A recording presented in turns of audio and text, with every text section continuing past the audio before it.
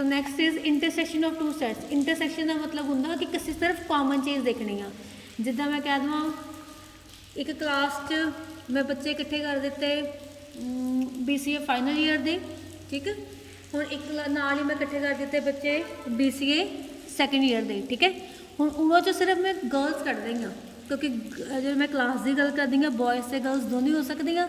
सो जो मैं कहनी हाँ गर्ल्स सारिया गर्ल्स आ जाऊँगियाँ, वो किहड़ियां गर्ल्स होणियां, वो गर्ल्स BCA सैकेंड ईयर दियां भी होणियां, वो गर्ल्स BCA फाइनल ईयर दियां भी होणियां, सिर्फ रह कौन जाना बॉयज़ रह जाने हैं।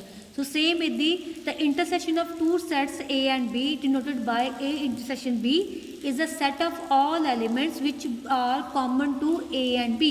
ਅਸੀਂ ਉਹ एलिमेंट लिखने हैं ਜਿਹੜੇ A ਤੇ B ਨੂੰ common ਹੋਣਗੇ and the symbol is denoted by A intersection B। ਇੱਥੇ ਜਦੋਂ मैं intersection लिखिया आ साइन intersection ਦਾ उल्टी A, ठीक है। ਇੱਥੇ and ਆਣਾ, ਜਦੋਂ यूनियन लिखिया सी उदों की आया सीगा और एंड दा मतलब इंटरसैक्शन, ठीक है। तो असीं को शेड किद्दां करना, हुण देखो असीं वो हिस्सा देखना जिहड़ा A ते B दोनों में आंदा पिया। आ मेरे को सारा A सी, आ मेरे को सारा B सी, पर आ वाला पोर्शन आ इन्ना पोर्शन देखो जे मैं इधरों देखा तो ये A दा वा, जे मैं इधरों देखा तो यह पोर्शन B दा। सो सिर्फ असीं कॉमन वाला हिस्सा शेड करना, ठीक है। सो देखो इन्होंने नाम लिखा होया A intersection B shaded like this, इदा शेड किया होया तो उन्होंने असीं इंटरसैक्शन बोलते हैं। ये जे मेरे को कितने सारे होए A1 A2 AN तक सैट होए, intersection of I raised to 1 to n उन्होंने आप इदा लिख देंगे, ठीक है, कला कला करके। So next is disjoint sets. तो डिसजॉइंट सैट का मतलब होंगे जो आपस में कुछ भी कॉमन नहीं हो, ठीक है। A and B be two sets such that A intersection B is equal to 5, then the sets A and B are said to be disjoint। हम जिदा आ डायग्राम बनाई, इन्होंने दोनों च कुछ भी कॉमन नहीं, ये पूरा डिफरेंट है, पूरा डिफरेंट है। So this set is are disjoint. Example दे देते उन्होंने, we have given A is equal to ABCD, B is equal to LMNP, so intersection is equal to 5।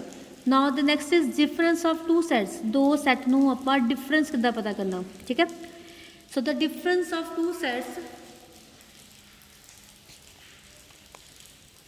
so different of two sets A and B is a set of those elements of A which do not belong to B. We denote it by A minus B. So it means what is that? When I say that A minus B, you can also consider it as we have to subtract B from A, ठीक है। सो B ਦੇ ਵਿੱਚ A ਦੇ ਵਿੱਚ ਅਸੀਂ B ਨੂੰ minus ਕਰ ਦੇਣਾ। ਸੋ ਕਿੱਦਾਂ ਕਰਨਾ ਦੇਖੋ, ਹੁਣ ਆਹ ਡਾਇਗਰਾਮ ਸੀਗੀ, ठीक है। चलो मैं ਇੱਥੇ ਬਣਾ ਲਈਆਂ ਕਾਪੀ ਤੇ। आ A हैगा, आ B हैगा, आ पूरा A आ पूरा सर्कल दे दा, पर जे मैं A वाला पोर्शन देखा इन्ना सिर्फ A पोर्शन इन्ना तो B का सीगा। सो A दे विचों मैं B नूं माइनस करना, मतलब आ चीज़ माइनस कर दूँगी, शेडिंग किहड़ी बनी फिर A वाली बनी, सिर्फ आ वाली आ रब हो जानी है, ठीक है। सो सेम इदी A माइनस B का मतलब all elements of A which do not belongs to B। So X such that X belongs to A and X does not belongs to B, ठीक है।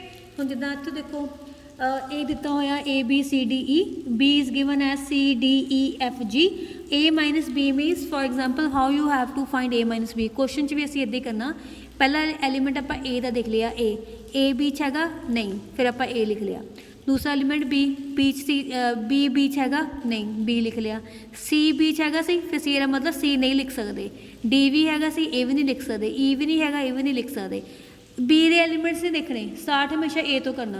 सो एरा मतलब A minus B की बन गया A B ही बन गया। Second note उन्हें कह दिता कि B minus A minus B के इक्वल नहीं होता, ठीक है। सो नैचुरली B माइनस A का मतलब की होना, B माइनस A का मतलब होना all elements of B which does not belongs to A। मतलब असीं B दे विचों A नूं माइनस करना, पर जदों मैं A माइनस B करदी हाँ उदों A दे विचों B नूं माइनस करदी हाँ, ठीक है।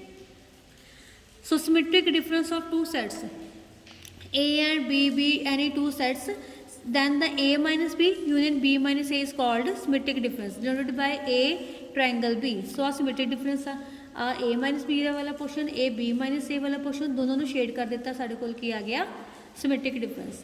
तेनों लिखते कितना, X belongs to A and X does not belongs to B, union पाया ना, union का मतलब हो जाता और X belongs to B and X does not belongs to A। तुसीं करना किद्दां क्वेश्चन दे विच A यूनियन B पता कर लियो, A माइनस B पता कर लियो, B माइनस A पता कर लियो, तो दोनों नूं इकट्ठे लिख दिओ एलीमेंट्स नूं, ठीक है।